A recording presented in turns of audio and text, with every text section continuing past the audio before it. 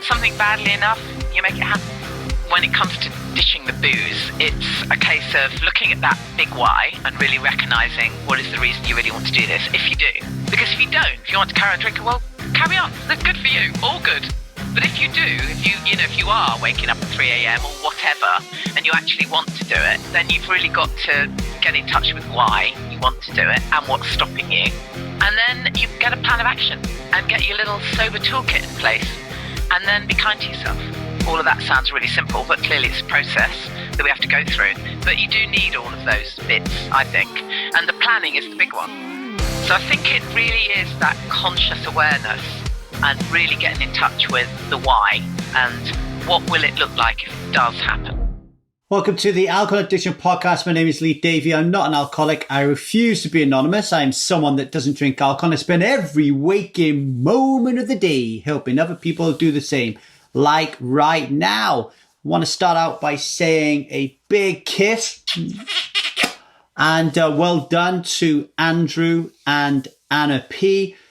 I don't know what it is about Aussies, right? Well, it's one thing I know about Aussies. They do like to drink a lot of alcohol, given the amount of people that we have on Strive who have come from Australia. So they like to knock it back a little bit. But there's another thing I'll say about Aussies and from people in Australasia. They really know how to do the work. Like, fair play. Like the Australians who come to Strive, if anybody is going to get through it and end up being a striver, being someone that doesn't drink alcohol, it's the Aussies. So I'm going to raise my pom-poms a little bit and say, well done to Andrew and well done to Anna. And they've just gone through the truth and the awareness modules of the old intensive, okay? That experience no longer exists. And I'm going to talk to you a little bit about that in a minute. But there's one more thing that I want to say. At the end of that experience, the final assignment is for the people, Andrew and Anna and everybody else, to like leave a little testimonial, right? So I can use that testimonial on social media and stuff and to talk about it in places like this. And what Andrew said, I loved. I thought it was fantastic, as he's like, bigging up the program and saying how much he's changed his life and stuff. He then thanks Anna. Like he points Anna out for special treatment and says, I just want to give special praise to Anna. And I'm thinking to myself, what's he picking on Anna for? Like, I was the one who created it. Why isn't he giving me more love? Or why isn't he giving his coach more love? Why Anna, right?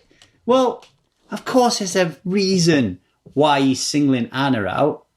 Because when you join an online experience designed to change your life in ways that are unimaginable to you, when you become someone that doesn't drink alcohol, when you go through that pain and suffering of detaching yourself from that addiction and all those feelings and those desires and cravings, when you're knee deep in shit, when you're doing work that you really want to do, when you're looking at my face for the 100th time, going on about alcoholism being an invisible, violent, and dominant belief system, and all you want to do is run to the pub and drink as much cider as you can, and you look next to you, and there's Anna in the shit with you, keeping pace, holding your hand, dragging you along, right?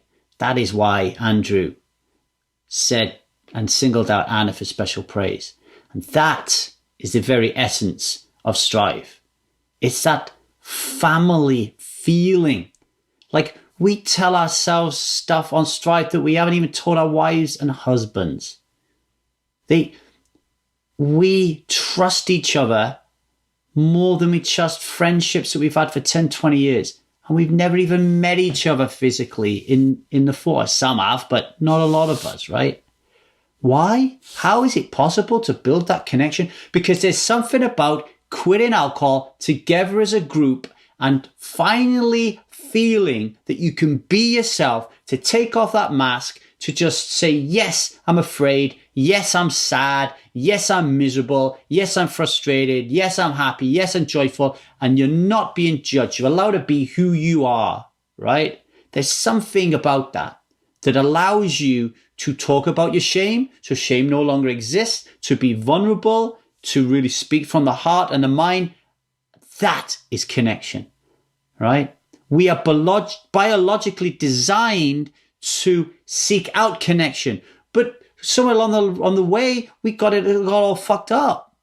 We started to feel like fitting in was connection. I'll drink alcohol and I'll take drugs and I'll have sex when I'm too young and I'll buy these wonderful trainers and I'll buy this stupid car and I'll wear this stupid hat just so I can fit in with these people because that's connection. That's not connection. Okay? Connection is being you and doing things that you want to do. And then people will see you and they will welcome you into their arms because they love what they see. That is belonging. That is connection. That is strive. Okay? So the incentive is no more. It's dead, kaput. We took an axe to it and chopped its head off, right? On February 16th, we're going to run our first 1,000 Day Sober experience. Okay? It's called simply Strive. All right?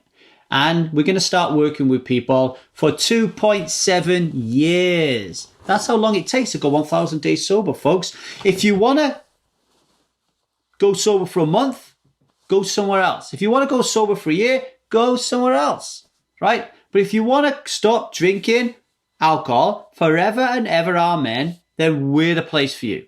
1,000 days sober, okay? So we start on 16th of February. If you're not ready yet and you're a little bit ambivalent, you're not quite sure whether or not you want to take on the world and stop drinking alcohol forever, then don't worry. The first 2 modules, Stuck and Thought, are all aimed at where you are right now, which is I'm ambivalent and I'm not quite sure if I want to stop drinking or not.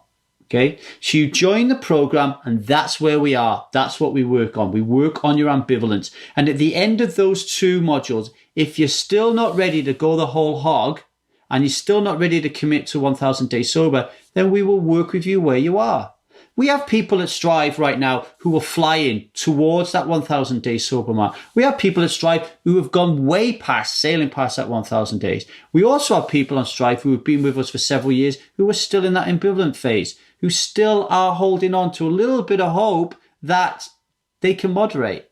They're still clinging on to a little bit of hope that their husband will stop drinking, so make it easier for them. There's so many people still in that thought phase where they're thinking about whether or not they can stop drinking. So we work on that in the first 3 months, okay? We don't let anybody take any action on working towards 1,000 days sober, on working towards stopping drinking until they're ready.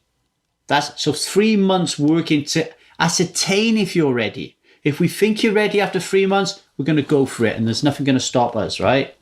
But if you're not ready, you stay where you are in a place which is comfortable for you and it's beautiful for you and everyone's going to support you and there's unicorns there and we've even got a rainbow and when you slide down to the bottom of it, there's a pot of gold, okay?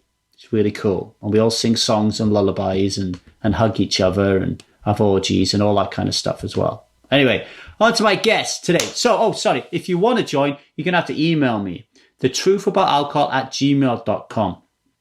And if you don't join, you cannot join again until April because we're closing the doors after February 16th. Nobody can join until April, okay? So email me at thetruthaboutalcohol@gmail.com. If you just want to sign up to learn more information about the kind of stuff I've been talking about and to get hold of our newsletter, The Weekly Striver, then go to 1000dayssober.com. 1000 Days Sober. That's the numbers, not the letters. 1000. 1000dayssober.com and sign up and you can learn more information about us and you can get access to The Weekly Striver. We're currently going through some changes as we're rebranding, so just bear with us on that, okay? If you want to watch this video, then go to 1000 Days Sober on YouTube. And if you're watching it and you want to listen to it, it's available on all your main podcast platforms. Please rate and review the show because at the moment we are only ranked 258th in the health podcast list in Finland. And I'd like to improve that a little bit. So if you could do that, that'd be fantabby-dozy, as the crankies used to say. And what else? Yes, join us on Instagram.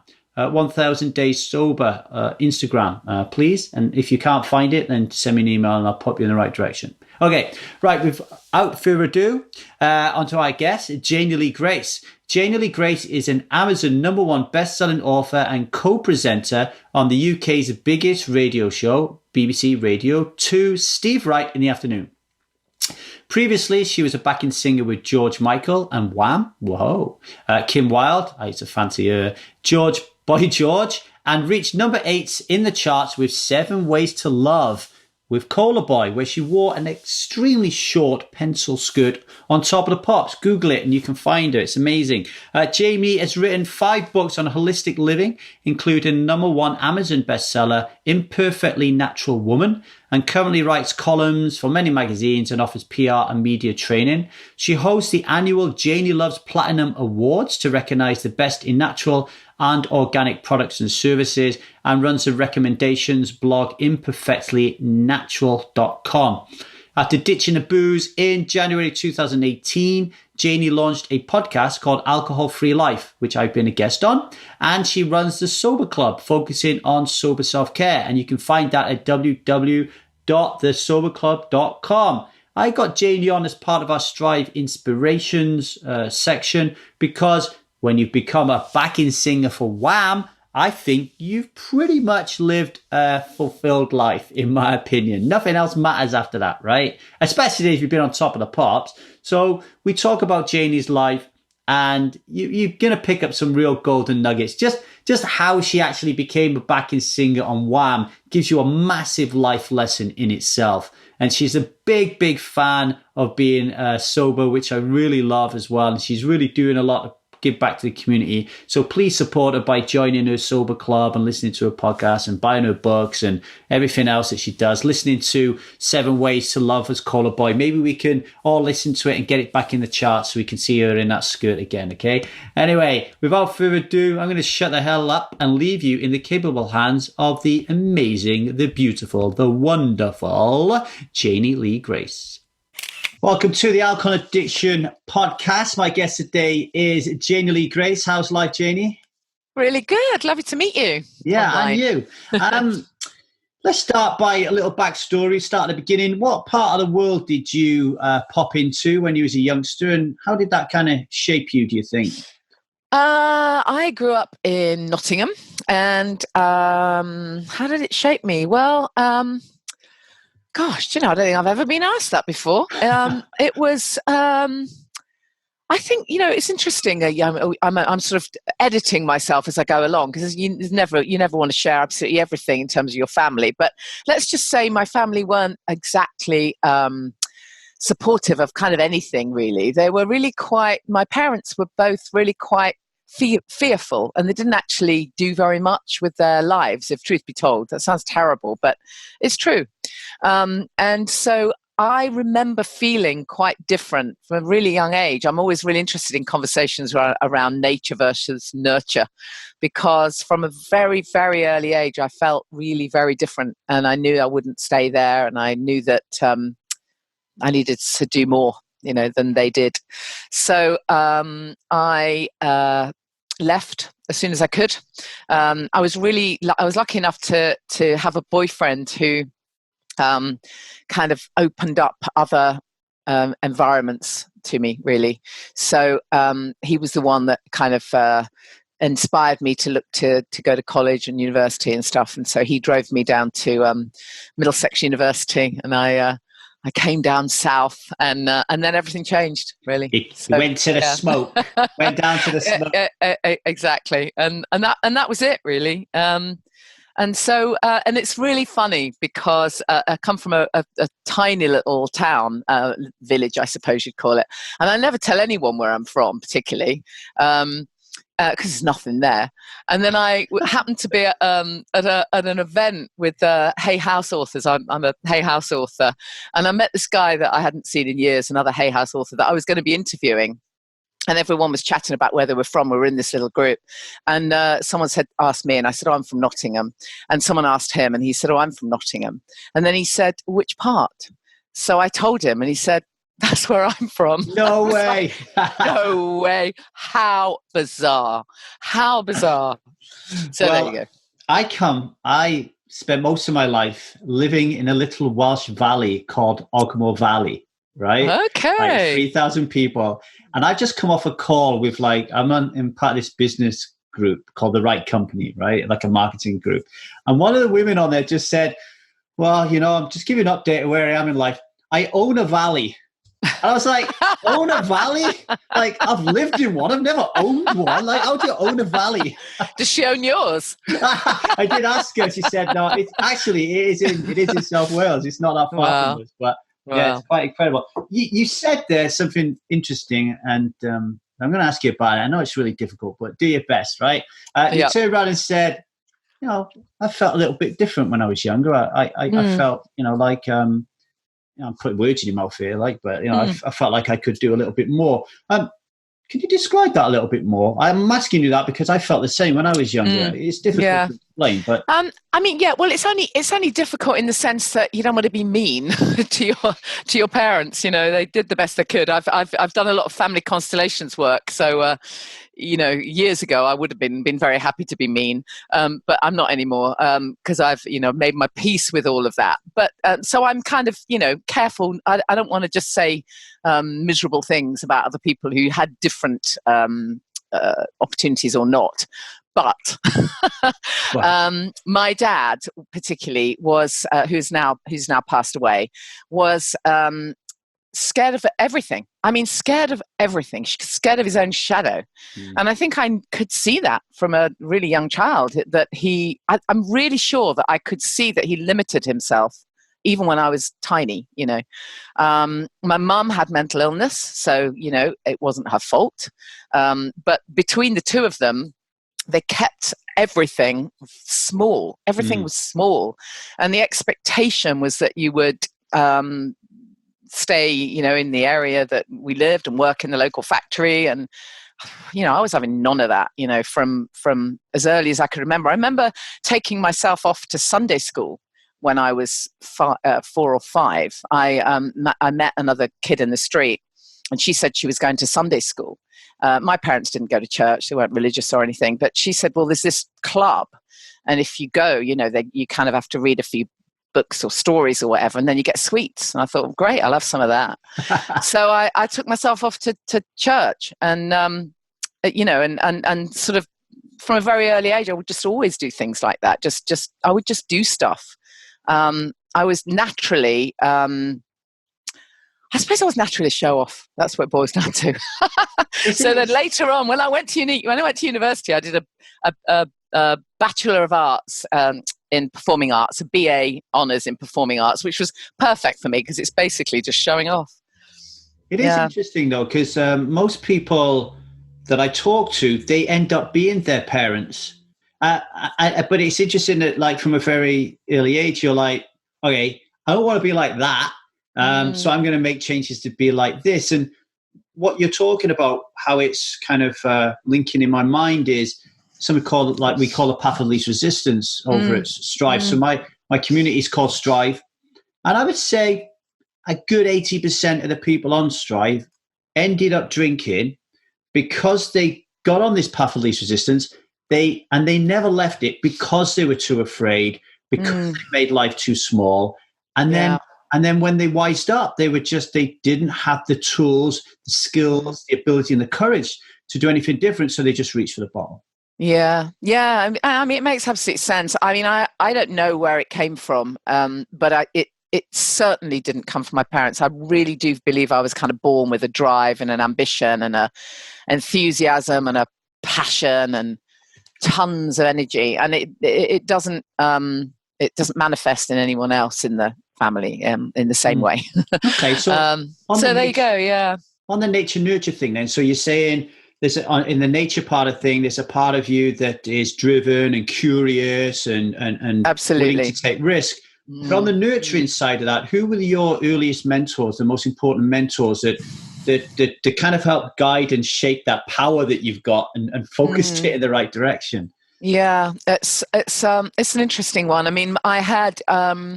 I remember when music was my thing, singing was my thing. And I remember when I was, 8 or 9, there was one school teacher. It's always a teacher, isn't it? It makes a really big difference in your life. And there was one school teacher who played the guitar. At the time, I thought he was amazing. I had a complete crush on him. He was kind of pop star kind of guy in my eyes. But he taught us some, pop songs and got us singing pop songs. And I thought I'd died and gone to heaven, So I guess he was one of the first people that inspired me that there could be something else, something more.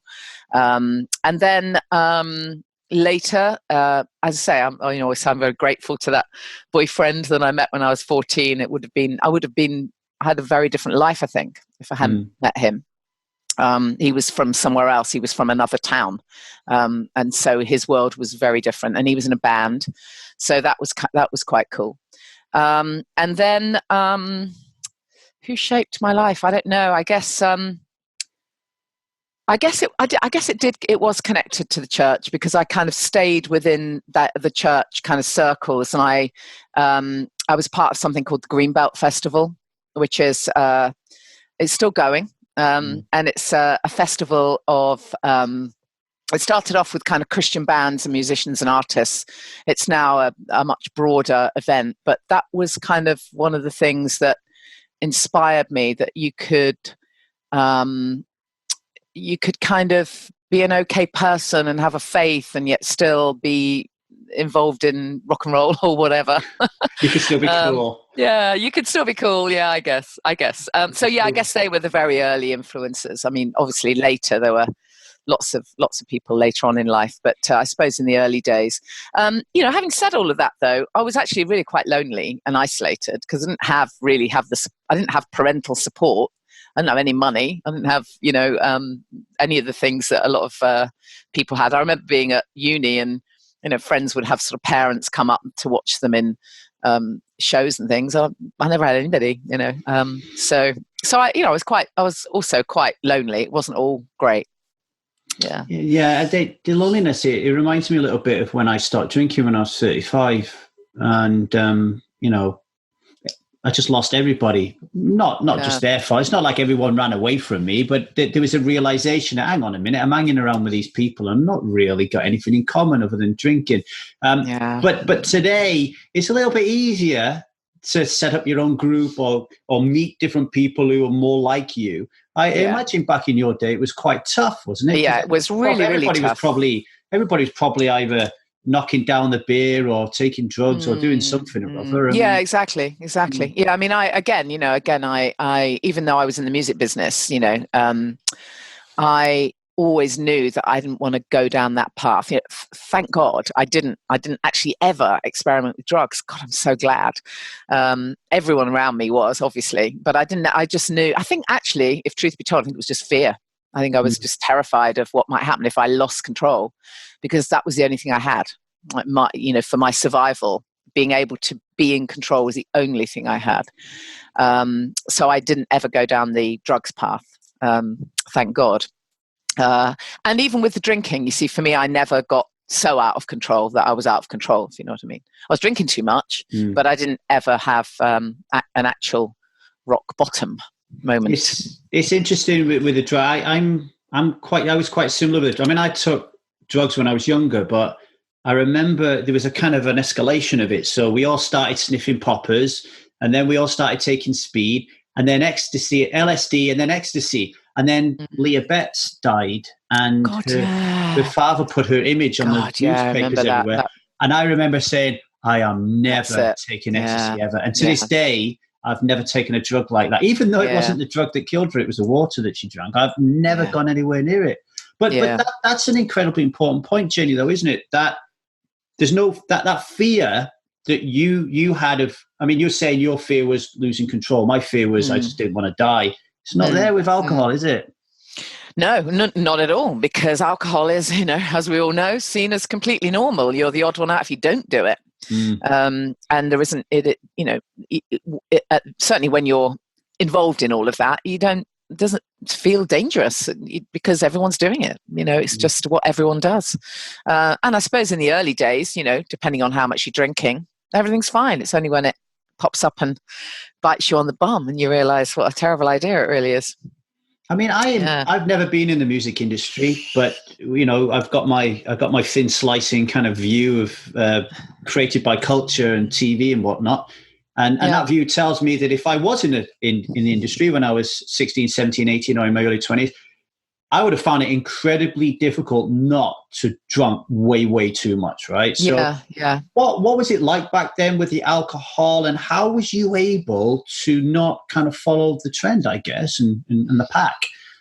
Well, I mean, I don't know. I suppose. I mean, one thing I will always say is that everyone thinks of the music industry as being, complete drugs and alcohol, but actually, I think all industries are. I mean, I've got friends in the medical profession, and man, can they drink? And actually any profession. It's just that, you see the pictures of the celebs and the pop stars rocking out of the nightclubs. So, it becomes much more visible. But I mean, I'm not denying it was everywhere. It was absolutely everywhere. And yeah, I was, I suppose, an odd one out. And I'm sure there were loads of people who just thought, oh God, she's that really annoying backing singer who won't, have a line of Coke. So I dare say that I was really annoying to loads of people. And there probably was a little bit of me that wished I could fit in, but it wasn't as strong as the part of me that knew I had to, as I say, stay in control, stay alive. I didn't have anyone else looking out for me. There was no one to pick up the pieces. So I guess that was stronger than the desire to just fit in. Also, I was able to see it for what it was fairly early on. I was able to see that it just made people just look crap, I remember being in bands, and when the early days when I was a backing singer and we were having to do really quite complex harmonies sometimes, and then there'd be like one of the singers would go and have however many lines of Coke first. He seemed to think that was a great idea, and then he would be absolutely paranoid and spend the whole session saying, oh my God, I was flat, wasn't I? Oh, I didn't get that note right. Just shut up. I don't care if you do or you don't, just stop it. And I could see how that was changing him. I thought, God, I don't want to be like that. What is the point of that? And that was the good side of the effects. But yeah, I mean, I can't pretend it wasn't everywhere, because it was everywhere. Everywhere. I remember Damon Albarn getting a lot of flack because he had a daughter when he came out and said that taking heroin enhanced his creative ability as an artist. And we've had a few artists on Strive who their biggest challenge actually has been, I've never written anything sober. I've never played sober. What's your viewpoint on the whole drinking linked with creativity? I think this is one of those massive myths that need dispelling. I love the fact that Elton John in Rocket Man, this is portrayed, isn't it? And Taron Egerton says, as Elton John's character, as he is in rehab, he says to Bernie, what if I can never write a song again? And I get clean. And of course, he did some of his best work, and it's a total and complete myth, because there isn't anything at all that being sober doesn't improve. There isn't anything. No. It might stay the same. Your life might still be crap, but in terms of you and your health and your well-being and your passion and your purpose and your creativity, it improves everything. Yeah. So I just don't believe that. And I've heard it said a lot of times, but I've never actually seen it. I've never actually heard anyone say, well, you know what? That was true. I really regret. I've never heard anyone say they regret getting sober. Have you? I mean, unless they're not looking at the positive benefits of sobriety the way we are. I mean, there are people who are in that alcoholism mindset, but in the world that you and I are in, or at least I think we are in the same world, I've never met anyone who says, God, that was a crap decision. Well, so wish I was still waking up at 3 a.m. every morning. Not. What I always say to my gang is, look, if you've stopped drinking, following our philosophy and all the work and the support systems we got, and you're miserable and you're living an unfulfilled life, and you think that's because you're not drinking, then go and drink. Because the whole point here is not to make you miserable. The whole point is to make you happy. And what I found in my experience, Jeannie, is that people who white knuckle and give up, but they really don't want to give up. David Burns, who wrote a book called Feeling Good, he calls it outcome resistance, where people say, I want to stop drinking. but they don't want to stop drinking. No, exactly. They love it, right? Exactly. Exactly. So. No, I always tell people as well that you've got to ask yourself the question, what's your big why? Why are you doing this? But then you've got to ask yourself the question, why don't I really want to do it? What's holding me back? It's that reverse psychology, which we've all got going on. The subconscious mind that says, don't be ridiculous. Of course you're going to bloody have a drink. Everyone has a drink. So, what's going on in that subconscious? You have to really, really notice that and ask yourself those questions, because we've all got that there. But it has to be stronger. The feeling of catching sight, I always call it catching sight of a better life, which is hard at the beginning. It's really hard when it feels tough at the beginning. But once you do catch sight, and that's what, the work that you're doing, the work I'm trying to do is kind of inspire people that it's worth getting to that stage. One of the biggest problems, Jeannie, is trying to convince people to be in it for the long haul, because totally. I'm helping people who, I'm just going to use the classic stereotype like that I find on Strive a lot. I'm helping the wife who lives with his husband, who doesn't see her, he doesn't recognize her, he doesn't respect her, he doesn't give her what she needs. She's running around looking after the kids, she's cleaning up the house, and then she's drinking, and then we help her stop. Yeah. And now all of a sudden she has all this white space. She starts to think for the first time. She starts to get turned on and wants to do things with her life. And then, you need help and support to be able to manage. Well, you uncover lots of different layers, don't you? This is the thing with when you get sober, it's never just about the drink, just stopping the drinking. You touched upon it. You touched upon it in your TED talk, about how when you stop, everything changes. Yeah. So you need help. You need to help people with those changes, because absolutely. Otherwise you really do get lonely, because everybody's like, what's the matter with you? What you on about? You want to be a backing singer with Wham? Don't be so stupid. You've got to look after the kids and work in this nickel factory or whatever it is. Nickel factory? Pencils. It was pencils. How did you get your big break in the music industry then? Oh God, it didn't feel like a big break. I think I was kind of singing in various club band, covers bands, club bands. In those days, there used to be hideous kind of ballrooms, that used to have covers bands. And then I remember seeing an ad in Melody Maker or one of the mags for Mary Wilson and the Wilsations. Do you remember Mary? Well, she's still going.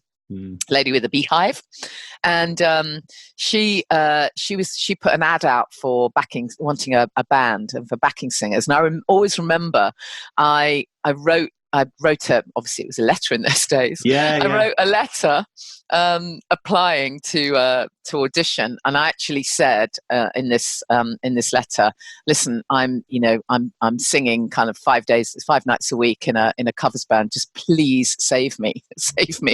And she noticed that. She's like, come and audition. And so I did that. That was my first gig with Julia Fordham, who you probably know as well. Is still really big in the States, Julia. So she went on to have her own career. So that was my first gig, if you like, was with Mary Wilson and the Wilsations. And there were like 11 of us rocking around in this little mini bus up and down the motorway doing gigs. And then after that, I got fired from Mary's band eventually because I wouldn't cut my hair short and dye it chicken yellow.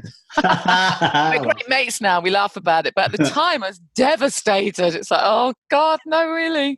Am I really being fired? There was a little piece in the Sun newspaper and it said, too hairy for Mary.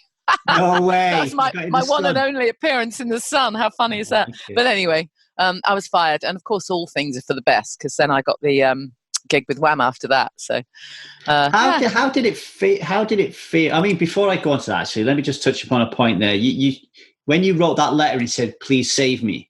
Yeah. I just want to draw attention to that a little bit for people listening.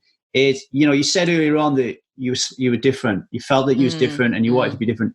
That to me is a little microcosm of difference. So let's say there's like 100 people applying for that job. I would say like a large percentage of them are gonna write the same thing. Exactly. They're going to be the same, and that's just the same with drinking. Like if you want to be the same as everybody else, you're going to end up the same as everybody else. Exactly. So how did it feel getting the Wham gig? Well, it was fantastic. I mean, again, it was it came about because I heard that they were auditioning for singers, and it was right at the very beginning when they were putting together the UK tour, and then so I went down to this audition. And I met the tour manager, and they were interviewing already existing session singers who were already in a section, as it were. So they were already a three-piece section, like bands like Kokomo back in the day, who were touring with loads of big artists. And they were quite a bit older and very sophisticated and very experienced. And they were kind of there in the studio when I went to meet this tour manager. It was just a very low-key kind of meeting. So basically, in not so many words, he said to me, "Oh, well, I'd like to kind of audition you, but it's just you and they really want vocal sections." So I said, "Oh, I'm part of a section." Of course I wasn't, but he said, "Really?" I said, yeah, I'm part of a section. Yeah, another girl and a guy, yeah, no problem. And he said, oh, great, come down on Monday, So I get home, crap, going through my address book. What the hell?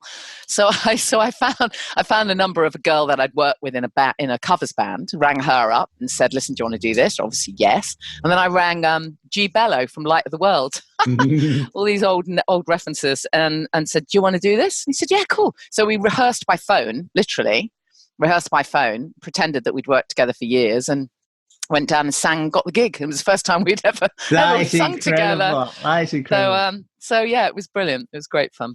That's incredible. And it's another really good example of your risk taking, right? Well, I don't even know if it's risk taking. It's more, it's desperation, actually. Well, it's more a case of, if I want this so bad, yeah. And actually, I must admit, I've done it a lot of times in my life. I did it with my first kind of BBC kind of thing as well. Yeah, I do. I suppose I do use it. Yeah, I do. You're making it happen. To make things happen. Yeah. I think if you want something badly enough, you make it happen. Yeah. So what about those people who think that they want it badly enough, but they just can't get off that path of least resistance? I mean, with your experience now, what would be some pieces of advice that you'd give to people who are stuck? Well, I really think that when it comes to ditching the booze, it's a case of looking at that big why and really recognizing what is the reason you really want to do this. If you do, because if you don't, if you want to carry on drinking, well, carry on. Good for you. All good. But if you do, if you are waking up at 3 a.m. or whatever, and you actually want to do it, then you've really got to get in touch with why you want to do it and what's stopping you. And then you've got to get a plan of action and get your little sober toolkit in place. And then be kind to yourself. All of that sounds really simple, but clearly it's a process that we have to go through. But you do need all of those bits, I think. And the planning is the big one. Because if you just say, right, I'm going to stop drinking tomorrow. I really, really, really want to stop drinking tomorrow. I really do. I am not going to drink tomorrow. Then 6 o'clock comes and the wine witch comes in and says, we'll just have one. You go, all right, I'll just have one. So then you're back at square one. So it's making those plans and setting yourself some kind of challenge or wish or whatever it is. I talk about the kind of whoop thing, what's your wish, what's the outcome you want, what's the obstacle that might get in the way of that outcome, and how are you going to plan so that obstacle doesn't properly trip you up. But when you do that little whoop, the really important one is the outcome. Because you might be saying, well, okay, my wish is I'm going to ditch the booze and I'm not going to want to drink, and I'm going to ditch the booze for at least 30 days. And that's a wish that a lot of people make, for example. But the outcome is the really important one. So why? What's the outcome you want? What will it look like for you if you actually do manage to do that? And that's the bit most people get in touch with. Don't get in touch with. So what will it really feel like? What are you expecting to get from that? Now sometimes we can be a bit unrealistic. When I first stopped, I, thoroughly expected to have lost 2 stone in weight in the first 3 weeks, and be sleeping like a baby. And sadly, none of that was true. But I did know that I wanted to feel less anxiety and just a bit more comfortable with who I was, a bit more authentic. And so I did know why. I didn't know what I wanted it to look like and what the outcome was and I wanted to feel proud of myself for having stopped for 30 days or whatever I thought of initially. So I think it really is that conscious awareness and really getting in touch with the why and what will it look like if it does happen. It's good you cover that. I think a lot of coaches, and I've been guilty of this in the past as well, probably miss that. What will it look like? You get so focused on changing people's beliefs around how terrible this thing is, that you forget like what's going to happen at the end of it. You know what I mean? Yeah. And people really need that, because they once they change, like you say. I've had so many people say, where's my unicorns and rainbows? Like, I've been sober now for like 2 months and nothing's happened. Like, I haven't lost any weight or anything. And then you're like, yeah, what else are you doing? Like, are you exercising? What are you eating? Like, what are you doing? You can't just stop drinking and then that's just it. You know what I mean? Yeah. Well, you have to ask yourself, what void were you trying to fill in the first place? Yeah. Most of us are trying to numb something, at least subconsciously numb something or fill some void. And, sometimes when you stop, people find themselves a lot of time on their hands, don't they? Yes. Yeah. And it's like, oh my God, what am I going to do now? But you can put a positive spin on that and say, what am I here to do? What makes me feel great? What fires me up and makes time pass quickly? And I just love it when I hear of people who start charities or write a book or start a business or whatever, travel, because as I've said lots of times, I really do believe that being sober makes you brave. Makes you brave. Yeah, we also have a lot of links with music. I see come up in Strive. So people will go and learn an instrument, or they'll learn to sing, and there's always that connection with. And you didn't suffer from this, but like you're a kid, and you want to do. Like, I'll use myself as an example. So I was the Artful Dodger in the school production of Oliver Twist when I was 14, 15, right? And all the women and all the girls in there were like 16, 17, right? So I was like, it was like, oh, look at the cute little Artful Dodger.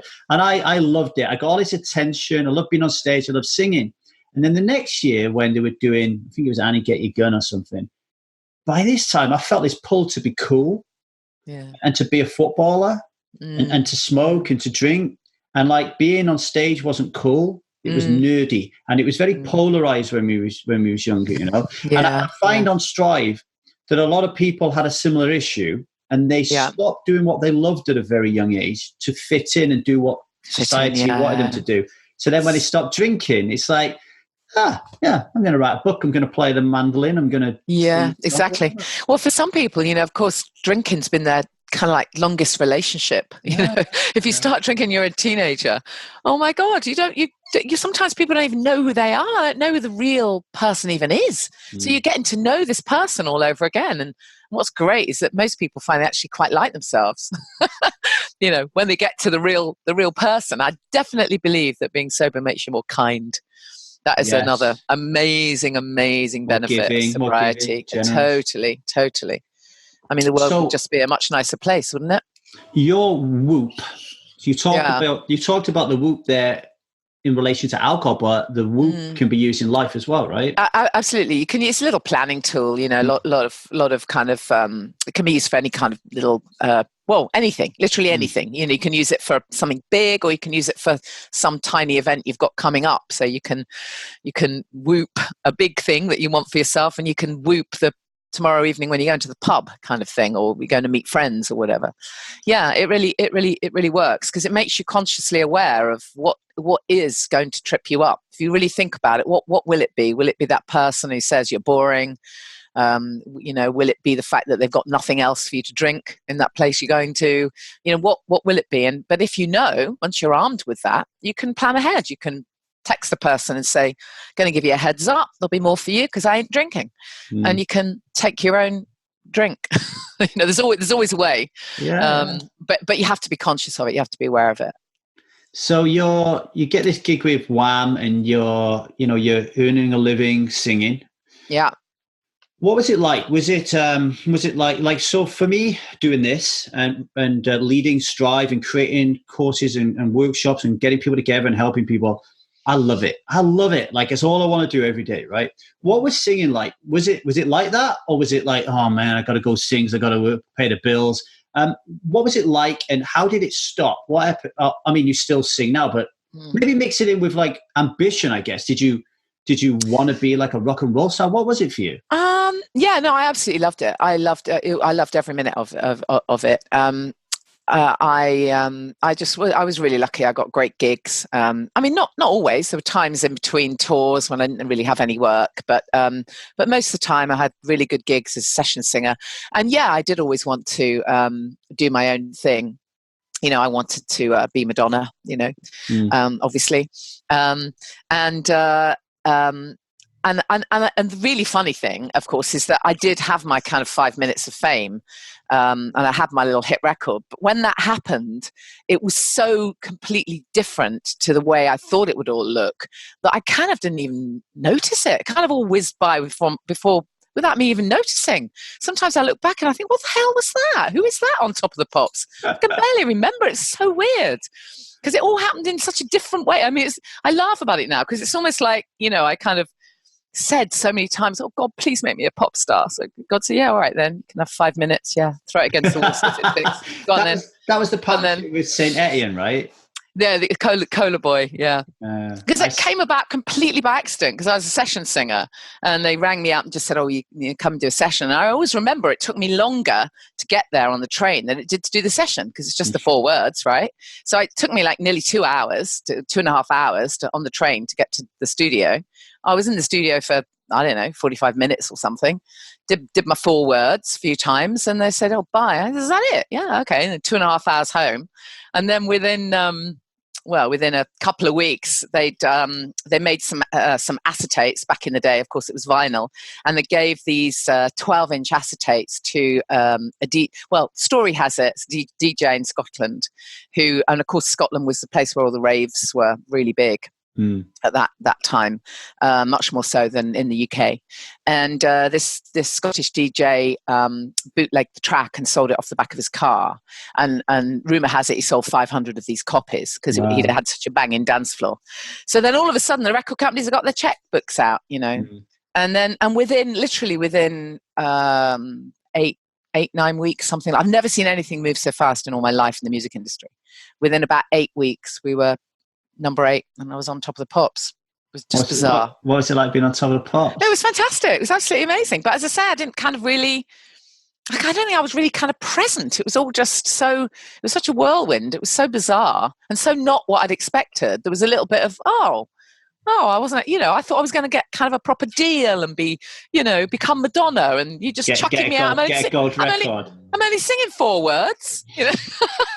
Was you nervous? What the hell? Do you know that I'm a real singer?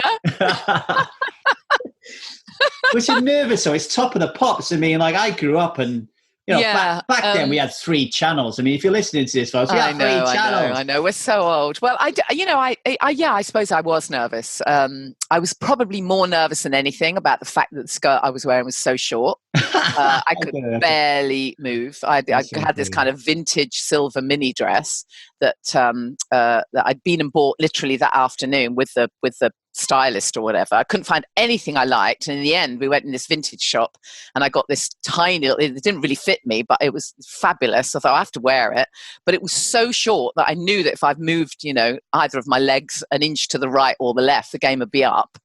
So I kind of spent the whole time trying to stand as stock still as possible while still trying to look like I was moving to the music.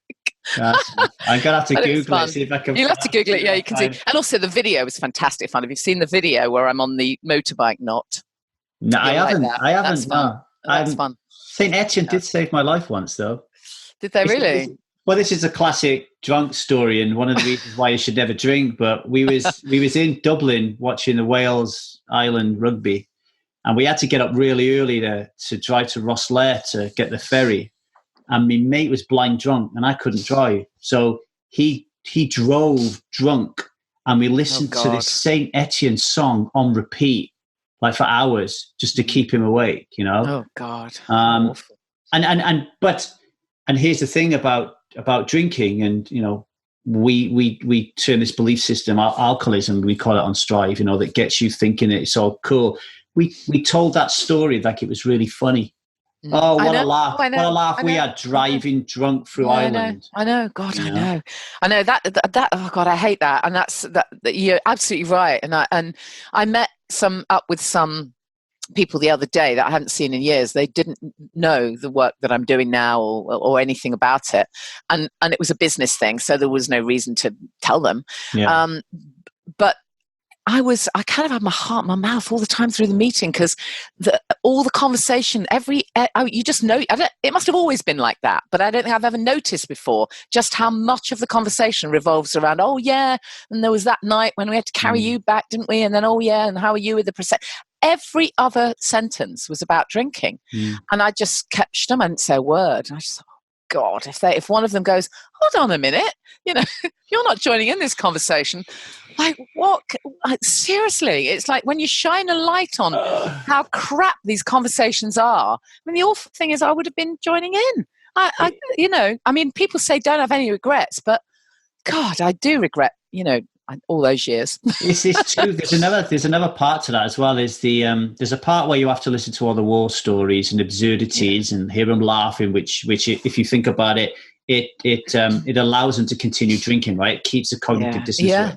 I got stabbed when I was 18, nearly died in Cyprus. And I told everybody how funny it was that I got stabbed, because it enabled me to keep on drinking. Yeah. But there's another part keep of believing it. the same lies. Yeah. There's another part of it, Janie, like, if I, like New Year's Eve, New Year's Day, my family's Korean, right? So my wife's Korean, and then none of them really drink, right? She's great.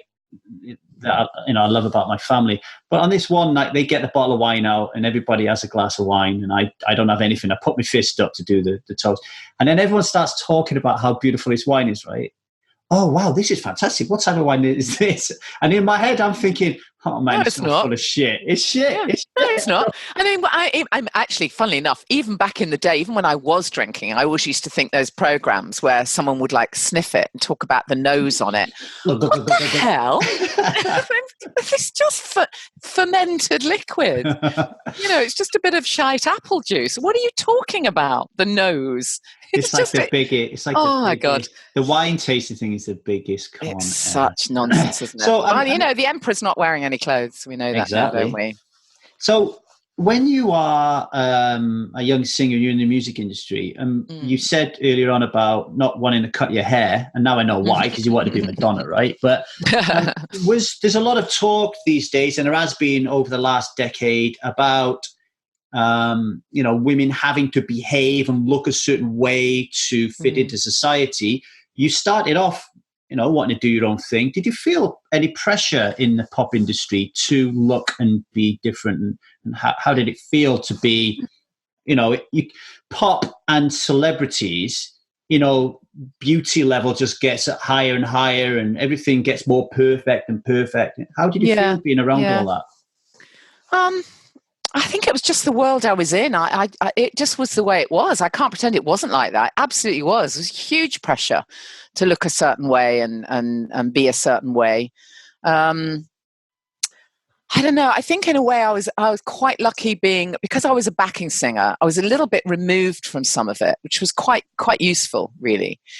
Because although I had sort of a lot of the fun and the glory, I didn't actually have the pressure and the stress of being at the front of the stage for a lot of the time.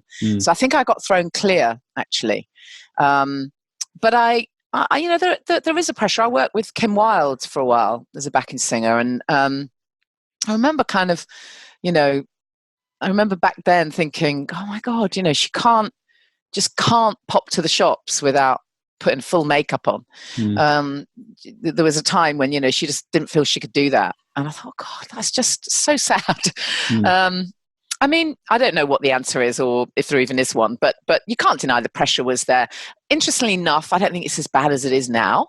I think now with social media and with the imagery that we have now, I think it's far worse than it was then. We talk all the while about how we can be whoever we want to be and we can choose our identity, and it's fine to look however you want to look and be whatever sex you want to be and be called whatever you want to be called. But actually, that's not the reality a lot of the time, because most young people, most teenagers, want to look the same as everyone else and, look like the kids on Love Island. So what's that about? I think there's huge pressure, far more so now, of the fact that everything's airbrushed and glossed up than there ever was. I mean, back in my day, it would not be normal, in inverted commas, for every young teenage girl to, constantly have, acrylic nails and eyebrows and God knows what, and be considering cosmetic surgery. And that was, I can't think of anyone at all. No, I was going to say cosmetic surgery is, more of an issue now. Like being as part of a Korean family, my father-in-law offered plastic surgery to my wife when she was very young. In Korea, it's just normal. Like everybody gets stuff done. And I grew up in my little valley, which I didn't own. No one's got the money to buy plastic surgery. No, exactly. But yeah, it's going to be interesting actually how it all goes, because I see a parallel with your Love Islands and all these orange beefed up men and the women with the fake eyebrows and the big puffed out lips, and the connection with alcohol. I've seen the rise of the geezer bird, almost like there's a pride. Like one of the exercises we do, Janie, in our intensive workshop is called the 5 Ends of justification, right? Like how we're able to keep drinking and not worry about it. And one of those is nobility, particularly with a man. Oh, look at me, I can drink 10 pints. What, you get drunk after 1 pint, you big pussy? But with women, it's also there. I can drink, pint for pint with this guy. Yeah. Oh, totally. And the marketing's really focusing on that now. Yeah, no, absolutely. I think that was when a lot changed actually in the UK, was when the alcohol industry started marketing to women. Back in the day, my mum's day, women would have had a baby sham every now and then, wouldn't they? And have a car at Christmas, whatever the hell that even is. Yeah, I used to have that.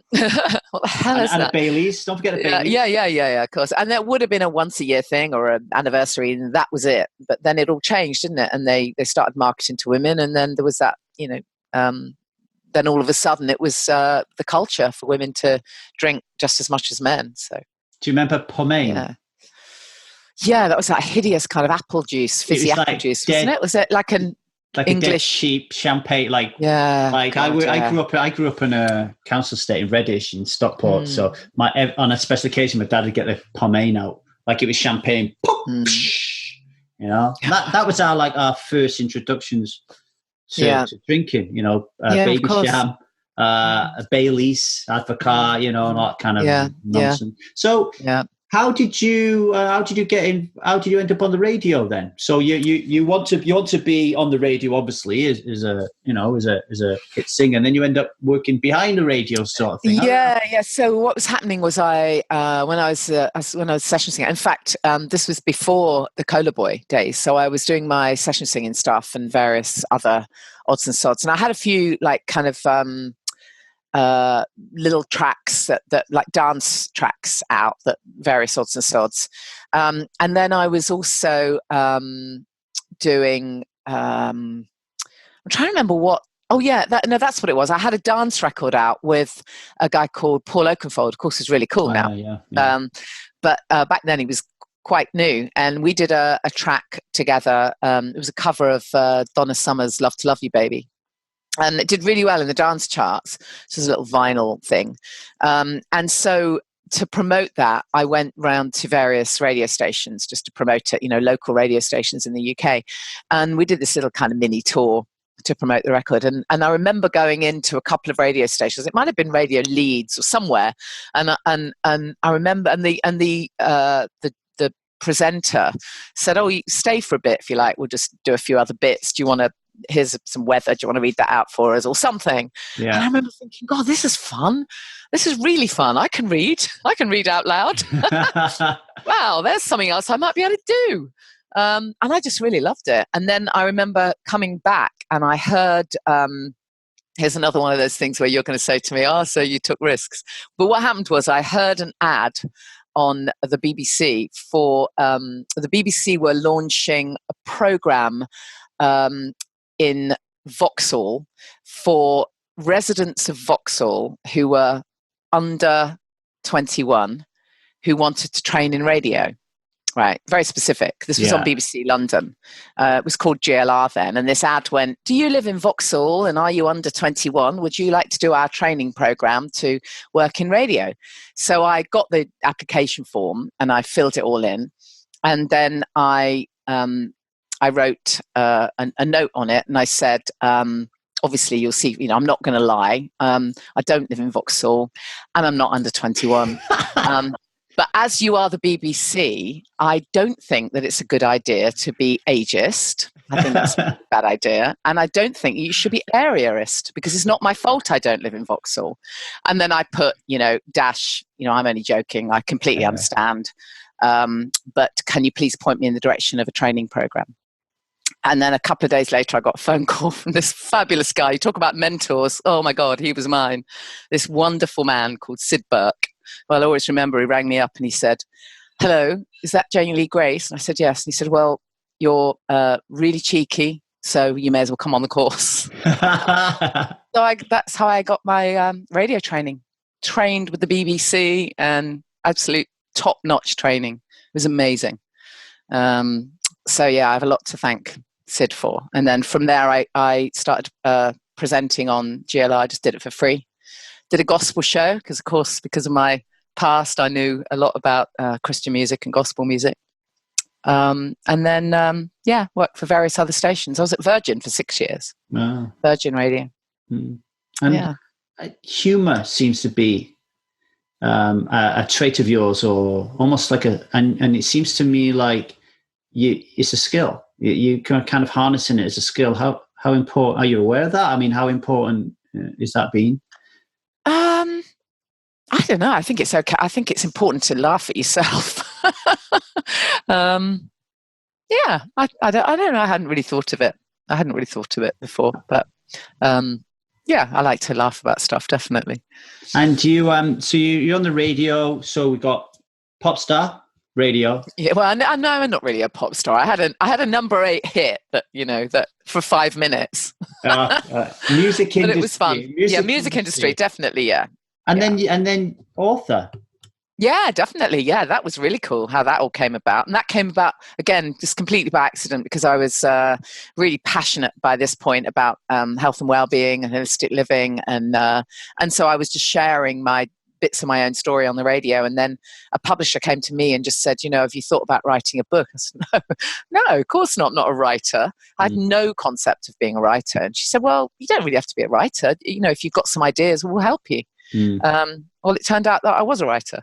So that was amazing. And that was my first book, that was called Imperfectly Natural Woman. And that came out scarily 13 years ago now. I sometimes say I was writing about kale and coconut oil before they had their own publicists. Before they were cool. Before they was cool. I was definitely ahead of my time there. If it had been now, you would not be getting me on your podcast. I'd be Gwyneth. Just joking. But yeah, I was doing that stuff. I really was one of the first doing that. And so I've got Gwyneth on next week. What are you on about? Well, there you go. She was doing the Golden Globes, so I couldn't get her on this week. Mine was Imperfectly Natural Woman. Remember the imperfect bit? Why imperfectly? What drew you to that? Well, because I was and still am passionate about holistic living and sustainability and health and well-being. However, also don't get everything right, and I don't think anyone does. And that was the secret, really, of the book, because that's what resonates with people. No one just wants to be preached at, And I was saying, listen, if you hit on any bit of this book that makes you feel guilty, just do the next bit. It's the small change, big difference approach. But I'm really proud of that book. It went to #1 Amazon bestsellers after I'd done an interview. When it first came out, absolutely nothing happened. Nothing. If anyone's ever written a book, they'll know that. Well, certainly back in the day, you write a book and you think, okay, well, so I'll send my friends to Waterstones to buy it, and they go in and it's like, who? What book? And you're like, oh my God, I've got a publisher, I've got a book. Why can't anyone get it? Devastating, absolutely devastating. But of course, I wasn't going to let that slide. So I did my own PR and got myself various bits and bobs, and then got a radio interview. And then the book went to Amazon #1 overnight. And then all of a sudden, Waterstones wanted the book. How funny is that? So I'm really proud of that book because it did kind of kickstart a whole new career for me, really. So are we going to see an imperfectly alcohol titled book in the future? Yeah. Well, I don't know if that will be the title, but I will do something at some point. I've done a little e-booklet, but I will do something. It's just finding the time to fit everything in, you know. I like that word imperfect. I've been teaching my 3-year-old daughter wabi sabi because, you know, she came to me the other day with this crystal. And it broke a little bit, and she said, "Oh, we had to throw this away, Dad. It's broke." And I'm like, "No, that's wabi sabi." She said, "What do you mean?" I said, "Well, it's beautiful because it's different." Because even at 3, me and my wife have made that huge mistake of going down the Disney road, right? Oh God! So now we're having a battle against princes and princesses, and people are telling me that it's a phase and it'll go away. And we're providing it with more role models, Princess Leia, you know, and all, you know, and different like Amelia Earhart and all these different type of things now to try to move her away from it. But you know, even at 3 though, Jeannie, right? Even at 3, I can see how my daughter really wants to belong. Yeah, totally. And what she'll do to belong. And I think, as Brené Brown always says, there's a huge difference between belonging and fitting in. So I'm so glad I don't drink. Like my 18-year-old, I drank all the way through that until he was 10. Wasn't with it. Now I'm so with it. I can see what's going on. That is it's one of the things that I regret most, really, is those those years when my kids were young. It's oh God, you know, I wasn't present for them. You know, when I stopped drinking, it was been a couple of weeks, and one of my teenagers rang up and said, "Oh, I'm stuck. I can't get back." And it was at midnight or something. You know, shall I just get a taxi? No, I'll pick you up. I'll pick you up. I was crying with joy that I could be that taxi. Yeah. But oh God, all those years when I wasn't present. But back on your thing of the broken thing. I interviewed this guy on my podcast a while ago who works with a charity called Kintsugi Hope. And, you know, Kintsugi, as in KINTSUGI, is the Japanese term for when something is broken. So like if you take a vase and it's broken into lots of pieces, they piece it back together with a gold thread, like a gold glue. Right, yeah. It's so cool. Yeah. And so it's all about making something beautiful again, and you might say even more beautiful. So I love that. I like that. And then, you know, my wife's the type of person who would get my daughter and get her to do that because she doesn't want her to look at a screen. And I really love that about my wife. So why did you decide to stop drinking? What happened, you know? Like, well, I think, you know, now I can look back on it. I can see, you know, with fresh eyes that it just ramped up for me. I never had a completely rock bottom moment. You know, I am what they call high bottomed. Oh, how I wish. So I never really, no one else would ever know that I had any kind of a problem ever. But I knew, and I was classically waking up at 3 a.m. It literally was 3 a.m. Practically every day.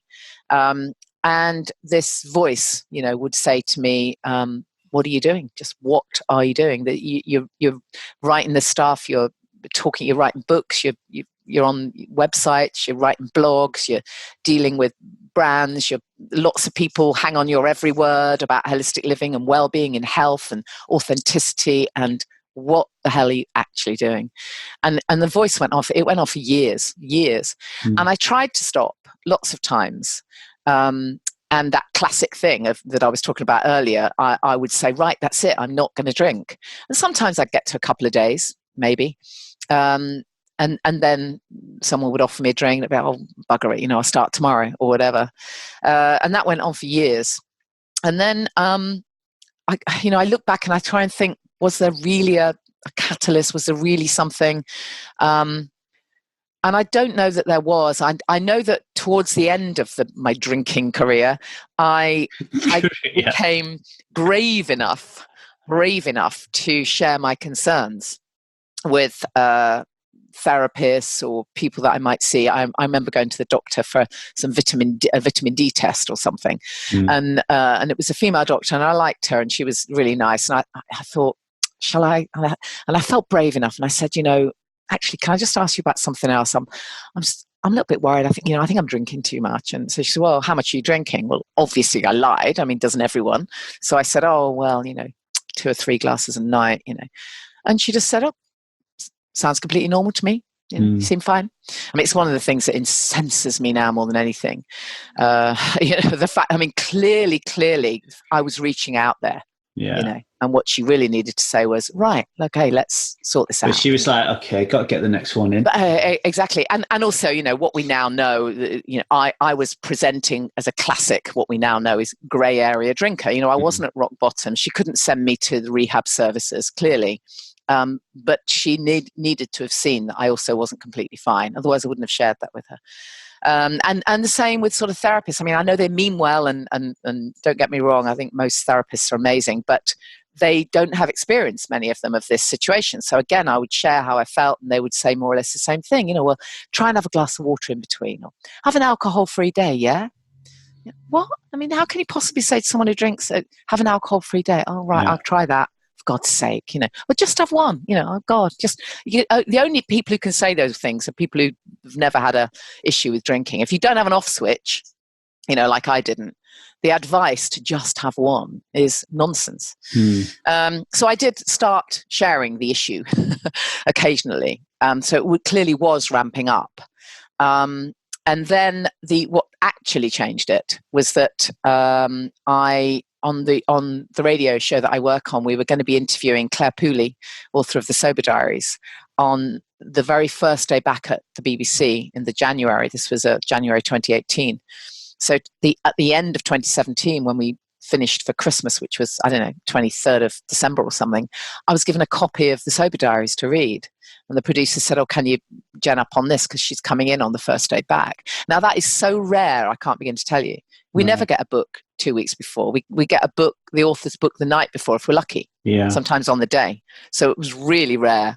And I looked at that, saw the title, and thought, wow, I just knew. I knew the second I saw the title of that book.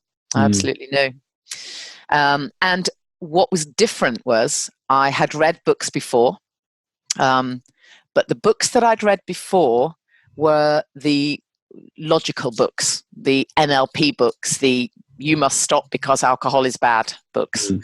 What I had never read before was what Claire shared, which was, yeah, alcohol's crap, and yes, it's really hard doing this, but oh my God, the world has opened up and this is now amazing. And that was the very first time I caught sight of the joy, the joy of sobriety. So I figured, I better, before Claire came in, I better at least give it a shot. So I stopped on the 30th of December and never went back. Did you just, back then, did you just set yourself the goal to do dry January? Yeah, I did. I thought, initially I thought I'll just do till Claire comes in on the 4th. Yeah. And then when Claire came in, I'm going to get smashed. Yeah, I felt a bit bad about kind of starting again. So then I said, okay, I'll do dry January then. But then fortunately, I did what I now tell everyone else to do, which is I immersed myself in that inspiration and Quit Lit and podcasts and the catching sight, the joy. I immersed myself in it. I became actually quite obsessed. I've probably read 100 books. And there was me thinking that your inspiration was you woke up every morning and you open your fridge and there was a sticker on there that said, "I am 21 and I live in Vauxhall." And you can stop drinking, so they think I'm 21 and I live in Vauxhall. Well, I tell you what, not drinking makes you younger. Oh, definitely. I was very, very, very spotty when I was younger, and I had a lot of acne, and I tried everything to get rid of it, including taking copious amounts of antibiotics, which are now screwed up. Oh, yeah, terrible. Biome. But when I stopped drinking, my skin improved. Yeah, of course. Everything improves. Yeah, definitely. So that's how it worked. So you quit just by being inspired, but first of all, it was an integrity issue. So you're helping people with holistic living and getting healthy, but at the same time, the cognitive dissonance is starting to bang the drum. Going, hang on a minute, you're drinking this powerful poison that kills 3.3 million people a year. What's going on there? And then you stop by thinking, whoa, actually, I can have some pride in this because life is going to be so much better. And then that fits beautifully with the work you're doing, right? Exactly. It was the fact that I caught sight of the fact that it was possible because the book that I read, the author was very relatable to me. Whereas, if I'd been thinking, oh, I need to stop drinking, maybe I'll go to AA, that's not relatable to me. No part of that felt relatable. But suddenly here was a woman who also had kids who, similar kind of experiences, so it felt very relatable. And yes, she did find it hard. So yeah, I could see that, well, anything worth doing is going to be a bit hard. I get that. So that was very realistic. But most of all, it was what happened next for her. So it was, I can't think of another expression other than that it was this catching sight of what could be. It was almost like the carrot on the end of the stick, really. If you haven't caught sight of that, it's going to be really hard for you. You are going to be white knuckling it, which is what I did in the past when I gave up for various. I mean, obviously I gave up. I've had 4 kids. So I gave up during pregnancies and counted the days till I could drink again, But this time it was completely different. It is incredible how many women stop drinking for 9 months plus. And after was like, I can't do it. I can't do a day. No, absolutely. No, I know. Exactly. Because it's just the chatter in your head. That's all it is. It's mental cravings, not physical cravings. Of course it isn't. It's just your subconscious mind saying, oh, you need to do what everyone else is doing. Well, until you be conscious and say, no, I don't. Well, I want to thank you because you have a bigger platform. So, having that courage and bravery to, start talking about this kind of thing in, the society that we're in, which then it's like, oh, wait, Janie's got a problem. No, she hasn't got a problem. You're the one who's got a problem. But, yeah, exactly. So you have the platform and that's really great. I've had a lot of fun. I'm going to go and listen to some Cola Boy and St. Etienne now. Cool. Keep up the good work. Yeah. Thank you. It's great to chat to you. Thank you for listening to the Alcohol Addiction podcast. And before you bugger off and go listen to someone more important to me like Tim Ferriss or Joe Rogan, I've got a few things to tell you about. First and foremost, if you really like the show, please go to your podcast platform, rate and review it. Give it a 5-star review. Tell everyone how great I am. I'll be really, really appreciative. Secondly, if you want to learn more about the work that we're doing here at 1000dayssober.com, then head to that website, 1000dayssober.com. You can learn how to get involved in this amazing project to be someone who doesn't drink alcohol for 1000 days and beyond, okay?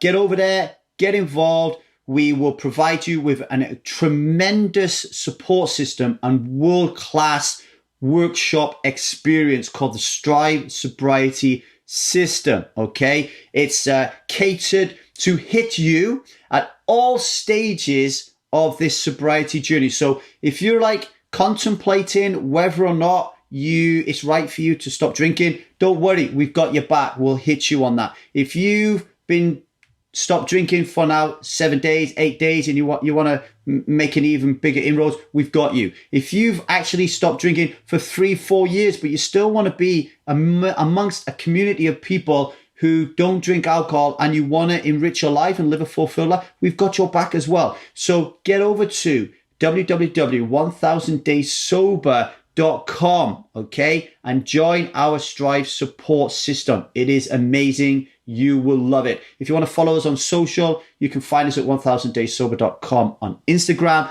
and 1000dayssober.com at YouTube, where you can watch all of these podcasts in the flesh rather than just listening to them. Without further ado, I'm going to shut the hell up and leave you in the capable hands of yourself. Thanks for listening.